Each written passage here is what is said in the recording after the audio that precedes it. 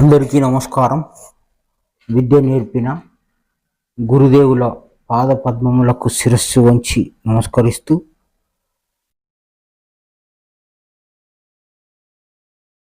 క్రీస్తు చెప్పిన మొదటి ఆజ్ఞలో పూర్ణ మనస్సు, పూర్ణ హృదయము, పూర్ణ ఆత్మతో నన్ను ఆరాధించాలి అని చెప్పాడు. పూర్ణ మనస్సు అంటే మనస్సు గురించి ఫస్ట్ సంపూర్ణంగా తెలుసుకోవాలి. మనస్సు శరీరం ఒకటేనా? మనస్సే శరీరమా? మనస్సుతో అన్నాడు కాబట్టి నువ్వు వేరు, మనస్సు వేరు. నువ్వు ఎలా మనసును ఉపయోగించుకుంటావు? అది నీ మాట వింటుందా? అది ఎక్కడుంది? నువ్వెక్కడున్నావు?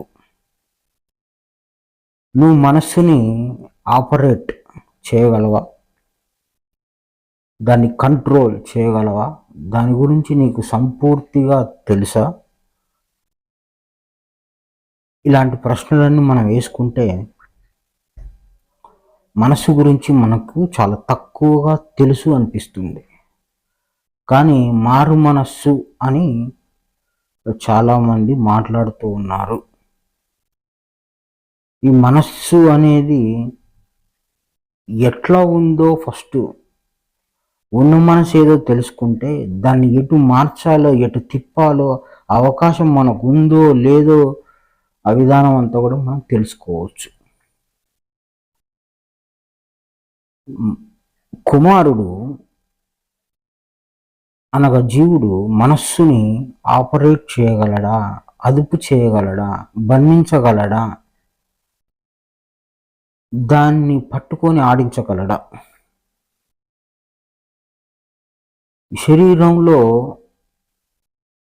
బలములు ఏంటిది? శరీర బలాలు ఏంటివి? ఇవన్నీ తెలుసుకోగలిగిన నాడు మనస్సు గురించి కూడా తెలుసుకుంటాం. దీని బలం ఎంత ఉంది, ఇది ఏం చేస్తుంది అనేటువంటి విధానం మనకు తెలియబడుతూ ఉంది. జ్ఞానం ప్రకారం శరీరం లోపల మనస్సు ఉంది కాబట్టి ఈ మనస్సుతో దేవుణ్ణి ఆరాధించండి అని క్రీస్తు చెప్తున్నాడు. ఒక వ్యక్తిని చంపాలి అంటే కత్తితో చంపుతారు, గన్నుతో చంపుతారు. ఈ తో అనేది చాలా ముఖ్యం. దేవుణ్ణి ఆరాధించాలంటే మనస్సుతో అన్నాడు కాబట్టి మనస్సు శరీరంలో ఉంది. ఈ మనస్సు అనేది చాలామంది పెద్దలు చాలా విధాలుగా చెప్పారు. ఈ మనస్సు గురించిన సంపూర్ణ రహస్యము ఒక గురువు దగ్గర మాత్రం దొరుకుతుంది, కానీ మిగతా వారి దగ్గర దొరకదు. అదేవిధంగా యోగుల దగ్గర కూడా దొరుకుతుంది. సమయానుకూలంగా వాళ్ళని ప్రశ్నలు అడిగి మనస్సు గురించి తెలుసుకోవాల్సిన అవసరము చాలా ఉంది. ఈ మనస్సు ఆకాశము ప్లస్ గాలి చేత, ఈ ప్రకృతిలో రెండు భాగాల చేత ఏర్పడింది అని మనం ఇంతకుముందు చెప్పుకున్నాం. ఈ మనస్సు ఏం చేస్తుందో దాని గురించి సంపూర్ణంగా తెలుసుకున్న తర్వాత దీన్ని ఎట్లా మార్చుకోగలుగుతామో మనం తెలుసుకోవచ్చు. మనస్సు యొక్క పని ఏమిటి? విషయముల జ్ఞాపకము. ఓకే, విషయాల్ని అది జ్ఞాపకం చేస్తూ ఉంటుంది. విషయాల జ్ఞాపకం మనస్సులోనే ఉంటుంది కనుక కొందరికి మనసు చురుగ్గా ఉంటే విషయాలు ఎక్కువ జ్ఞాపకం ఉంటాయి.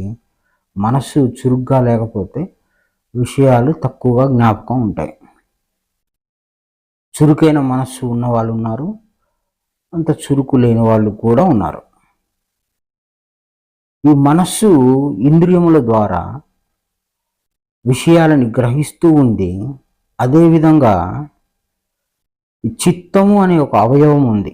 ఈ మనస్సు అనేది ఎట్లా ఒక బాడీ పార్టో చిత్తం కూడా ఒక బాడీ పార్ట్. కంటికి కనపడదు, ఇది కనపడదు, అది కనపడదు. మన బ్రహ్మ విద్య మొత్తం కనపడందే, అగోచరమైంది, రహస్యమైంది, గుప్తమైంది, అదృశ్యమైనయే. మొదటి ఆజ్ఞ అదృశ్యంగానే ఉంది. మనస్సు తెలియదు, హృదయం తెలియదు, ఆత్మ తెలియదు. తెలియని వాటి గురించి మనం తెలుసుకోవాలి అంటే చాలా శ్రద్ధ అవసరము. ఈ మనస్సు గురించి గురువు చెప్పిన జ్ఞానంతో పాటు పరిశీలన జ్ఞానం కూడా అవసరమై ఉన్నది. గురువు ద్వారా తెలుసుకున్న జ్ఞానం ఏదైతే ఉందో అది పరిశీలన ద్వారా అభివృద్ధి అవుతుంది. మన శరీరంలో బలాలు ఉన్నాయి. కర్మేంద్రియాలు బలమైనది అని భగవద్గీతలో చెప్పాడు. కర్మేంద్రియాలు 5. అదేవిధంగా జ్ఞానేంద్రియాలు కర్మేంద్రియాల కంటే బలమైనది. ఈ కర్మేంద్రియాలు జ్ఞానేంద్రియాల కంటే బలమైంది మనస్సు చాలా బలమైందని భగవద్గీతలోనే చెప్పటం జరిగింది. మనస్సు కంటే బలమైంది బుద్ధి కంటే బలమైంది ఆత్మ. ఈ కర్మేంద్రియాలు, ఈ జ్ఞానేంద్రియాలు, మనస్సు, బుద్ధి, ఆత్మ ఇవన్నీ ఎక్కడ దొరుకుతాయి మనకి? ఇవన్నీ మనకి శరీరంలోనే దొరుకుతాయి. శరీరం బయట లేవు.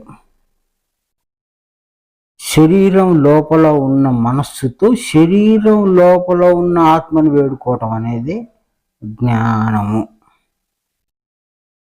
శరీరం లోపల ఏదైతే జ్ఞానము అనే విధానం విడిభాగాల విషయ జ్ఞానం ఏదైతే ఉందో ఆ తెలుసుకున్న వాడిని జ్ఞాని అంటాడు. మనం చెప్పుకున్నాము భగవద్గీతలో కర్మేంద్రియాలు బలమైనవి, తర్వాత జ్ఞానేంద్రియాలు, తర్వాత మనస్సు, తర్వాత బుద్ధి, తర్వాత ఆత్మ బలమైంది అని బలాల గురించి చెప్పాడు. కుమారుడు జీవుడు బలమైన వాడు అని ఎక్కడా చెప్పలేదు. మరి జీవుడు బలమైన వాడు కాకపోతే, కుమారుడు బలమైన వాడు కాకపోతే మనస్సుతో ఎలా దేవుణ్ణి ఆరాధిస్తాడు? అంటే జీవుడికి ఒక సపోర్ట్ కావాలి, ఒక ఆధారం కావాలి, ఒక బలం ఏర్పడాలి. జీవుడికి పక్కనే ఉన్న బుద్ధి ఏదైతే ఉందో ఆ బుద్ధికి బలం ఏర్పడాలి. ఆ బలం ఎలాంటి బలము అంటే మనస్సు అంటే ఏంటిదో దాని గురించిన సంపూర్ణ జ్ఞాన వివరం తెలియాలి. ఆ బుద్ధికి ఆ జ్ఞానం అందితే అప్పుడు ఆ మనస్సు ఏంటిదో తెలుసుకుంటే ఆ మనస్సుని ఎలా కంట్రోల్ చేయాలో అప్పుడు ఆ బుద్ధికి బలం ఏర్పడుతూ ఉంది. కుమారుడు డైరెక్ట్గా మనస్సుని అదుపు చేయలేడు, మార్చుకోలేడు, సాధ్యం కాదు. సాధ్యం కాని దాన్ని మనస్సు మార్చుకో, దేవుని వైపు తిప్పుకో అని అంటున్నారు. దేవుడు ఎక్కడ ఉన్నాడని ఎలా తిప్పుకుంటారు? దేవుడు ఎక్కడ ఉంటే ఎటువైపు తిప్పుకుంటాం? శూన్యంలో వేలాడుతున్న బంతి భూమి. ఈ భూమి మీద వేలాడుతున్న వాళ్ళు మనుషులు. భూమికి కాళ్ళు తాకి ఉన్నాయి, తల దాకలేదు. ఈ కాళ్ళు భూమి మీద పెట్టుకొని మనం వేలాడుతూ ఉన్నాము శూన్యంలో. భూమి కూడా తిరుగుతూ ఉంది, అది ఉన్న చోట ఉండట్లేదు. ఏ దిక్కున నువ్వు మొక్కుతావు, ఏ దిక్కున నువ్వు వేడుకుంటావు, ఏ దిక్కున నువ్వు అర్థిస్తావు, ఏ దిక్కున నువ్వు ప్రార్థిస్తావు అర్థం కాని అగమ్య గోచరం. ఈ విధంగా ఆధ్యాత్మిక విద్యలో గురి లేకుండా ప్రవర్తిస్తూ ఉన్నాము. మనసు మార్చుకో అంటే ఎటువైపు తిప్పుకోవాలో మనకు ముందుగా తెలియాలి. అసలు మనసు ఎటువైపు ఉంది, ఎటువైపు తిప్పుకోవాలి? దేవుడి వైపు తిప్పుకోవాలి. దేవుడు ఎటువైపు ఉన్నాడు? ఈ విధంగా మనస్సు మార్చుకో అని క్రీస్తు చెప్పిన మాట మరియు మొదటి ఆజ్ఞ ఏదైతే ఉందో జాగ్రత్తగా గమనించి ఈ మనస్సు గురించి సంపూర్ణంగా తెలుసుకోవాల్సిన అవసరం మనకి ఉన్నది.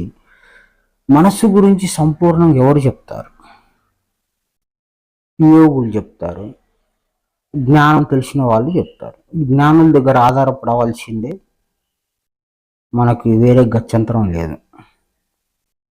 ఈ మనస్సు ఏదైతే ఉందో ఈ విషయాల సమ్మేళనాన్ని, విషయాల జ్ఞాపకాన్ని అందజేస్తూ మనిషిని ఇహలోక విషయాలు నిరంతరం అది ఆ, బుద్ధికి అందజేస్తూ ఉంటుంది.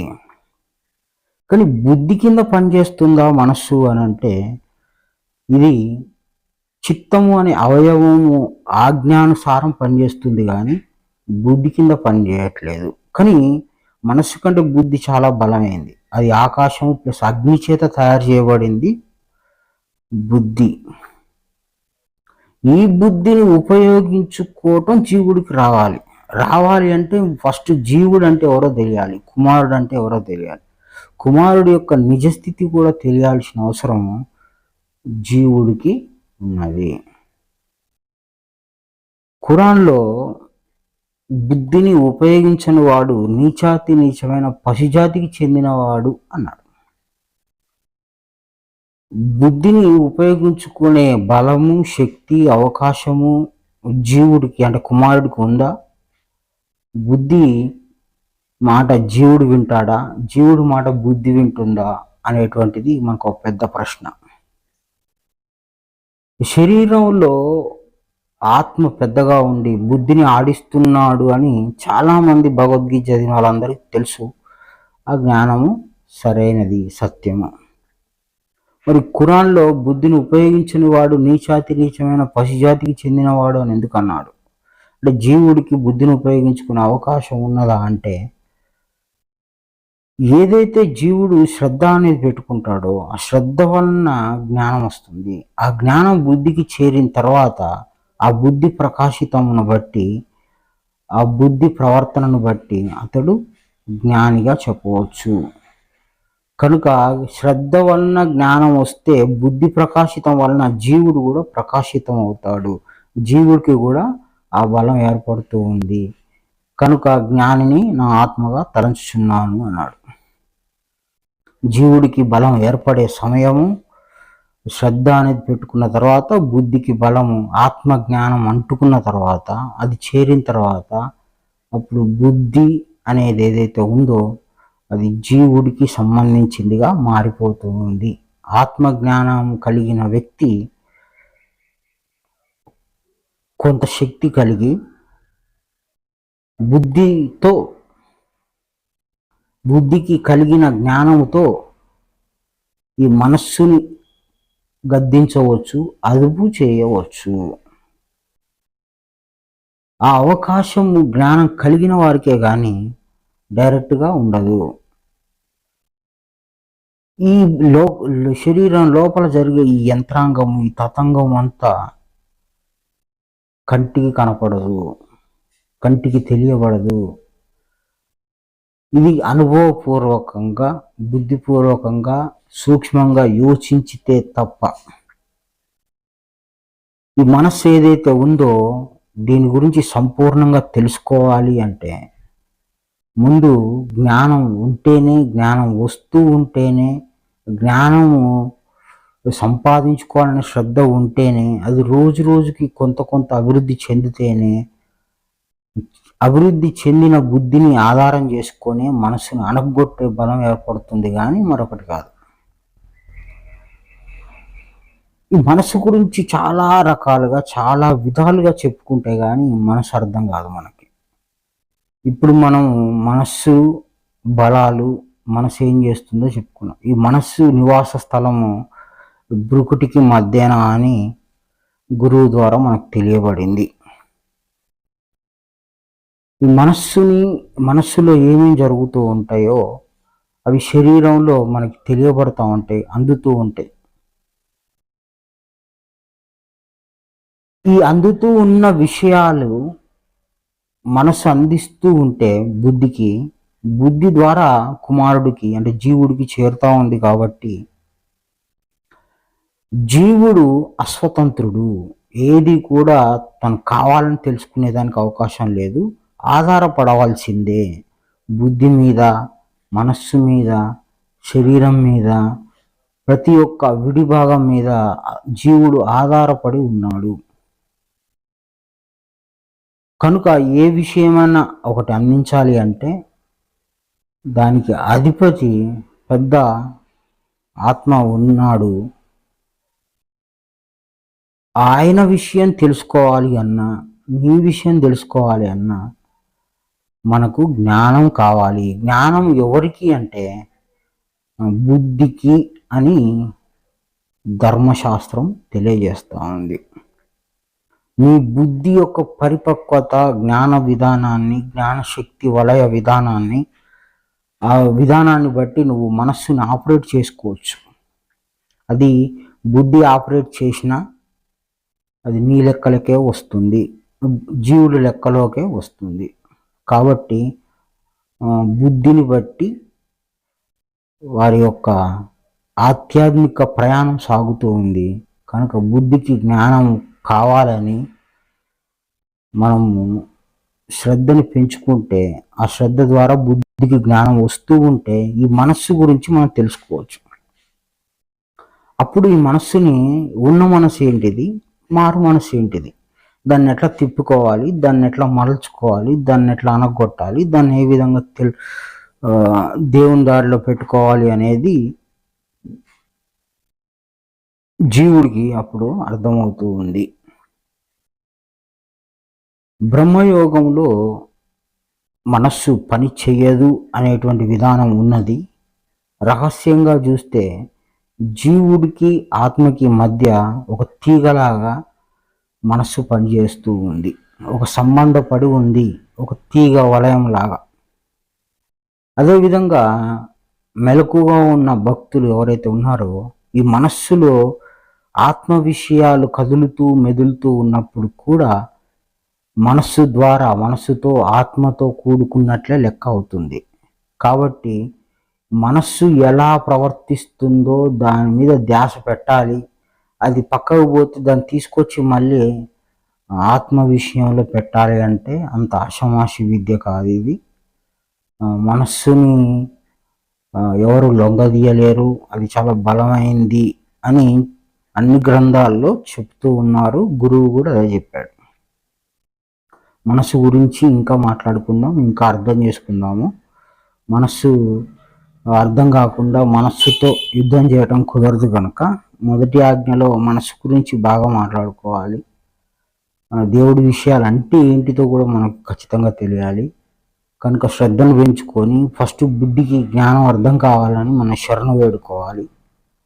ఆ బుద్ధికి వచ్చిన జ్ఞాన స్థాయిని బట్టి మనస్సు కూడా మనకు అర్థమవుతూ ఉంది. దాన్ని గద్దించవచ్చు, దాన్ని ఆపరేట్ చేయవచ్చు.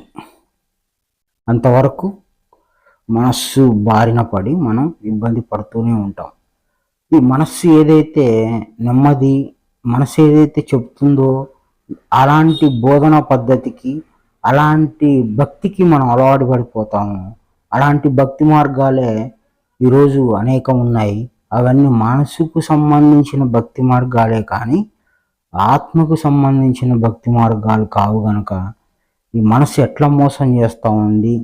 ఇప్పుడు అయ్యప్ప మాలేసిన భక్తే, వెంకటేశ్వర స్వామికి మొక్కిన భక్తే, మేరుమాతకు మొక్కిన భక్తే, ఇట్లా ఎన్నో రకాల భక్తి మార్గాలు వచ్చాయి. వినాయకుడికి మొక్కిన భక్తే, ఆంజనేయ స్వామికి మొక్కిన భక్తే, ఇట్లా ఇన్ని భక్తి మార్గాలు వచ్చి వాళ్ళందరిని అడిగినా వాళ్ళందరూ మేము మానసికంగా భక్తి మార్గంలో ఉన్నాము అంటారు. అంటే మనస్సుకు ఎక్కడ నెమ్మది అయ్యి ఎక్కడ ఇది భక్తి అని అది సాటిస్ఫై చేసి నిన్ను ఒప్పిస్తే సరిపోతుందా, ఇది నిజమేనా, ఇది సత్యమా అని మనం బాగా ఆలోచన చేయాలి. ప్రతీదీ భక్తి మార్గం కాదు, మనసు ఒప్పుకున్న ప్రతీదీ భక్తి మార్గం కాదు. కనుక ఆత్మ సంబంధమైన జ్ఞానం బుద్ధికి కావాలి అని శ్రద్ధ పెట్టుకొని, ఆ శ్రద్ధ అనే దానివల్ల బుద్ధికి జ్ఞానం వస్తూ ఉంటే మనది నిజమైన భక్తియా భక్తి కాదా అని తెలుస్తూ ఉంటుంది. బుద్ధి అనేది ప్రధానమైంది. దీనికి జ్ఞానం కలుగుతూ ఉన్న కొలది మనస్సు గురించి మనకు బాగా తెలుస్తూ ఉంది.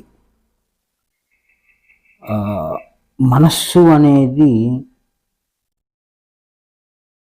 నిద్రలో పని చేయట్లేదు కనుక మనకు శరీరం బయట ఏం జరుగుతుందో తెలియకుండా పోతుంది. అందువలన మనస్సు ప్రధానమైంది. మెలకుగా ఉన్నప్పుడు దేవుడి విషయాలు మనస్సులోనే ఉంటాయి కనుక ఆ మనస్సుని మనము జాగ్రత్తగా తెలుసుకోవాలి. ఇంకా దాని గురించి సంపూర్ణ జ్ఞానం తెలుసుకోవాలి.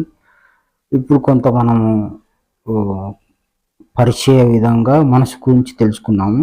ఈ ఒకదానికి సంబంధపడి ఉంటుంది కనుక నిర్ధారణ చేసి ఇదేను అని చెప్పాలి అని అంటే బుద్ధికి మనకు అందుతున్న జ్ఞాన స్థాయిని బట్టి తెలుస్తూ ఉంటుంది, కానీ ఇంకొకటి కాదు. మనస్సుని దేవుని వైపు ఎట్లా మరల్చుకోవాలో, ఎట్లా మరల్చుకుంటే అది దైవ విధానం అవుతుందో మనం ఇంకా దేవుని వాక్యాలు తీసుకొని జాగ్రత్తగా గమనించుదాము. అందరికీ నమస్కారం. గురు సమర్పణ.